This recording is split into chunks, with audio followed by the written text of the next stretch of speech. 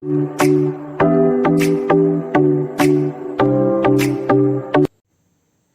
everyone, welcome to Vasu classes. I'm Janvi. So let's start our second lecture of chemical reactions and equation. In our first lecture, we discuss on some basic topic, that is physical and chemical chains and characteristic of chemical reactions. On that basis, we can say that chemical reactions have taken place. Some examples. Today we'll learn about how can we write a chemical equation, balancing of chemical reactions, and how can we make reactions more informative. So let's start with first topic. What is chemical equations? So what is chemical equations? The method of representing a chemical reaction with the help of symbol and formula of substance involved in it is known as chemical equations.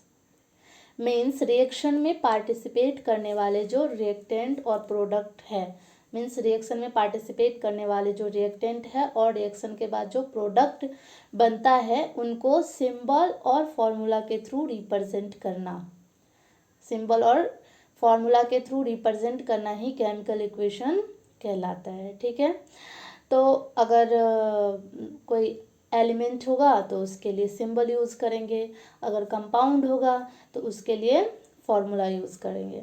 जैसे कि है कि when zinc metal react with dilute sulphuric acid to form zinc sulphate and hydrogen gas liberated.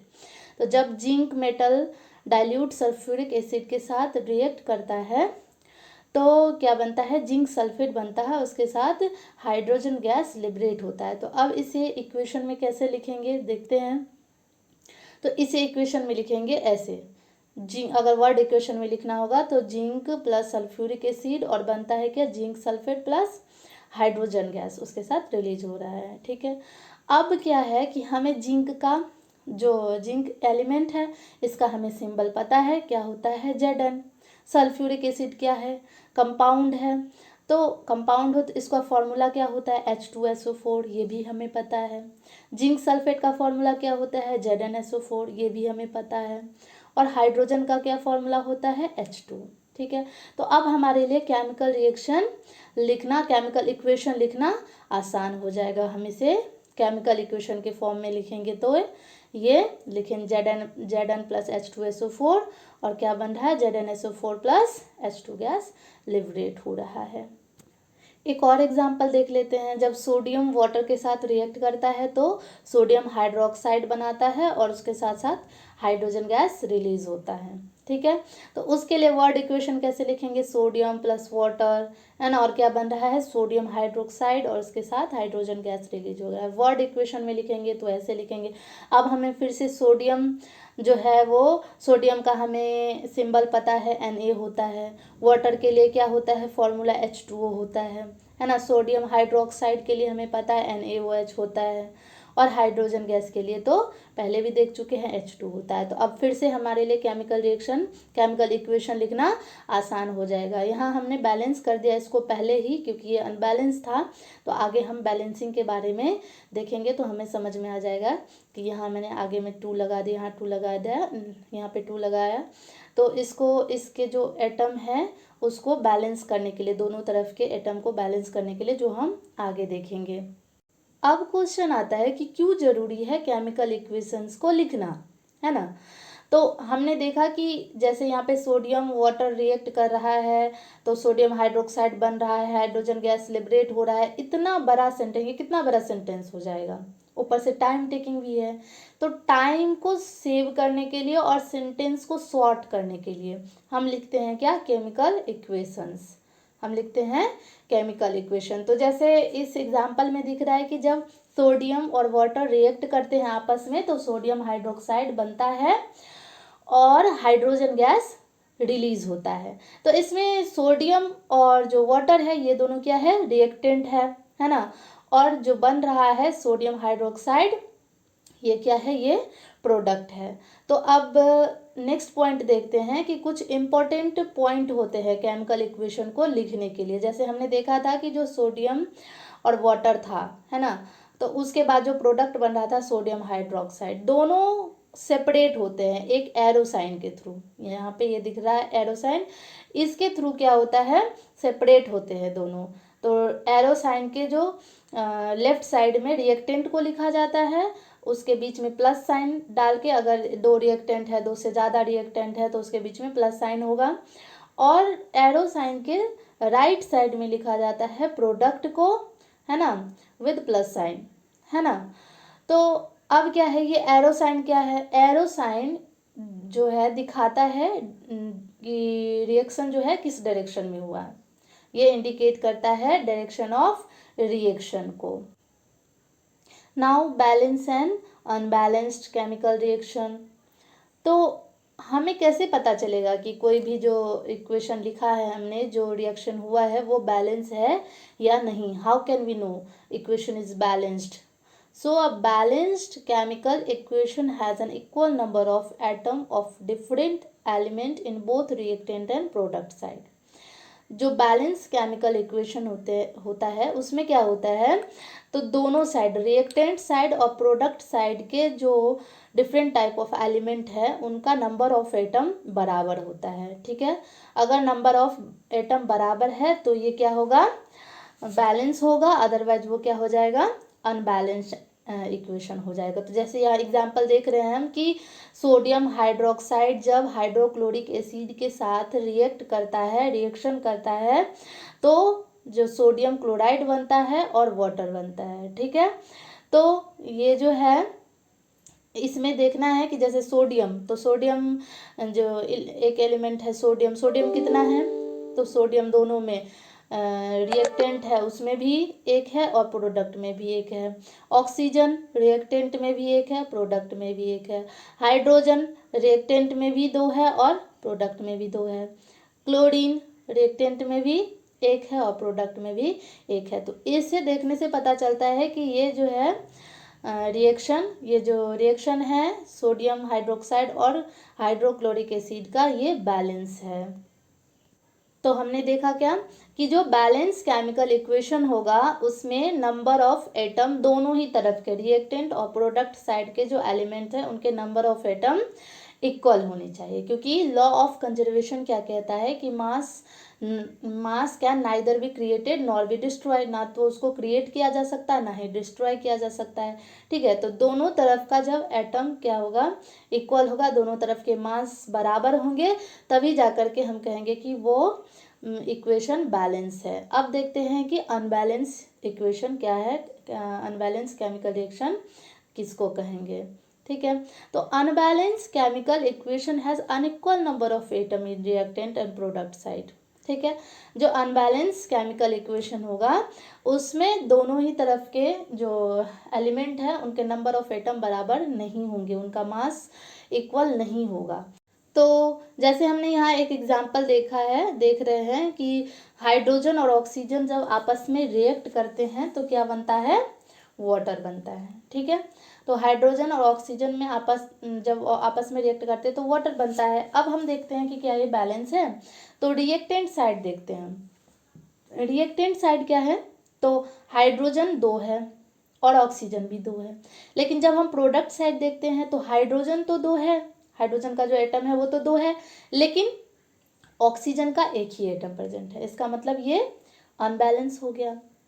तो अब हम देखते हैं how can we balance a chemical equation. जब इक्वेशन अनबैलेंस रहता है तो उसको हम बैलेंस कैसे करेंगे वो देखते हैं। तो इक्वेशन को बैलेंस करने के लिए कुछ स्टेप्स होते हैं। ये स्टेप तब तक के लिए है जब हमें केमिकल इक्वेशन को बैलेंस करना नहीं आता है। जब हम बहुत टाइम मल्टी टाइम मतलब इक्वेशन को बैलेंस कर लेते, बहुत सारे इक्वेशंस को बैलेंस कर लेते हैं, तो वो हमें स्टेप याद ही हो जाता है, हमें इतने सारे स्टेप करने की ज़रूरत नहीं पड़ती है। उसके बाद हमारी प्रैक्टिस इतनी ज़्यादा हो जाती है कि हम आसानी से बैलेंस कर लेते हैं। और ये बहुत ही ज़्यादा इम्पॉर्टेंट भी है कि इक्वेशन को कैसे बैलेंस करें। ठीक है, तो जैसे हम देखते हैं कि सबसे पहले हमें क्या करना है। पहले हमने देखा है कि फॉर्मूला तो हमने लिखना सीख लिया है पहले ही। अब क्या करेंगे, अब करेंगे कि जो इक्वेशन दिए हुए हैं उसमें जो कंपाउंड या जो एलिमेंट है उनके अराउंड बॉक्सेस ड्रॉ करेंगे। है ना। ये बॉक्सेस इसलिए क्योंकि इसके अंदर में हमें कुछ चेंज नहीं करना है, ठीक है। इसके अंदर में हमें कुछ भी चेंज नहीं करना है, इसके एटम्स के साथ नहीं खेलना है, ठीक है। हम जो भी करेंगे इसके पहले और बाहर ही करेंगे, ठीक है। तो जैसे यहाँ पे दिया हुआ है कि सोडियम जब वाटर के साथ रिएक्ट कर रहा है तो सोडियम हाइड्रोक्साइड बन रहा है और हाइड्रोजन गैस रिलीज हो रहा है। तो हमने इसके अराउंड बॉक्सेस तो लगा दिए।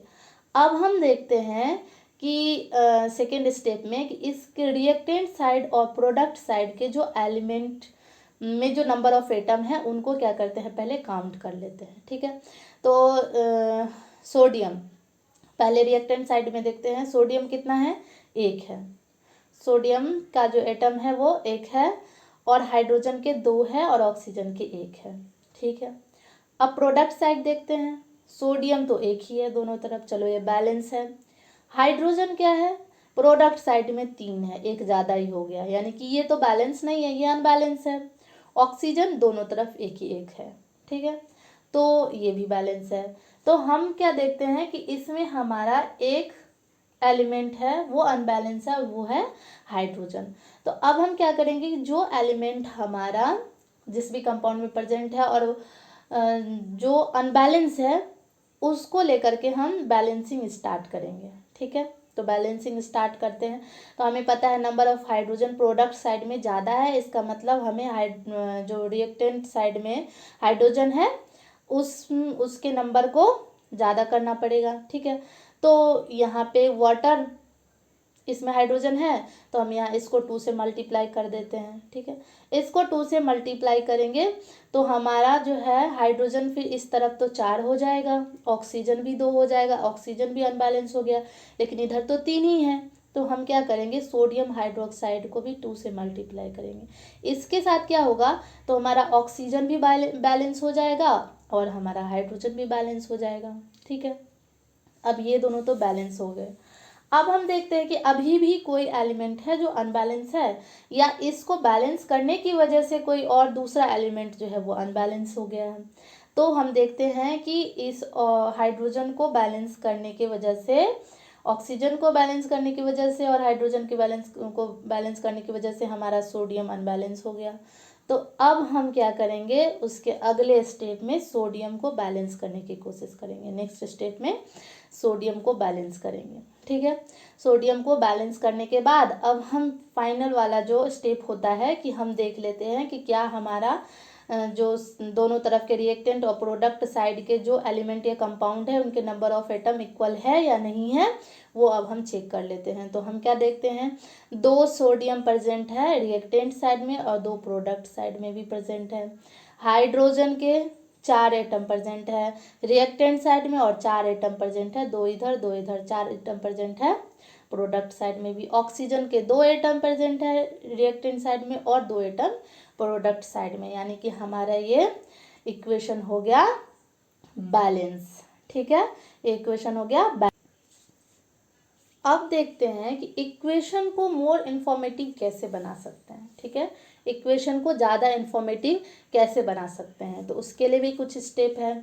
उसके फिजिकल जो स्टेट है उसको शो करके, है ना। अगर सॉलिड है तो उसके लिए S, लिक्विड है उसके लिए L, अगर गैस है तो उसके लिए G, और अगर एक्वस है, एक्वस मीडियम है तो उसके लिए AQ। ये इसका फिजिकल स्टेट है। अगर हमें पता होता है तो हम उसके फिजिकल स्टेट को शो कर सकते हैं, जिससे क्या होगा, तो हमारा जो रिएक्शन होगा, जो हमारा इक्वेशन होगा वो ज़्यादा इन्फॉर्मेटिव होगा। हमें पता चल जाएगा कि कौन सॉलिड स्टेट में है, कौन लिक्विड स्टेट में है और कौन गैसियस स्टेट में है, या कौन सा सॉल्यूशन है ना। तो हमें पता चल जाएगा। दूसरा कि अगर उसके साथ गैस इवॉल्व हो रहा है, अगर रिएक्शन में गैस इवॉल्व हो रहा है, जैसे हमने पहले वाला एग्जांपल यहाँ देखा कि जो जिंक है वो सॉलिड फॉर्म में है और सल्फ्यूरिक एसिड के साथ वो क्या करता है, H2SO4 के साथ रिएक्ट करता है, जो कि एक्वस है, सॉल्यूशन है, तो वो बनाता है जिंक सल्फेट का एक सॉल्यूशन, ठीक है। और उसके साथ हाइड्रोजन गैस इवॉल्व हो रहा है, हाइड्रोजन गैस रिलीज हो रहा है, ये गैसियस फॉर्म में, ठीक है।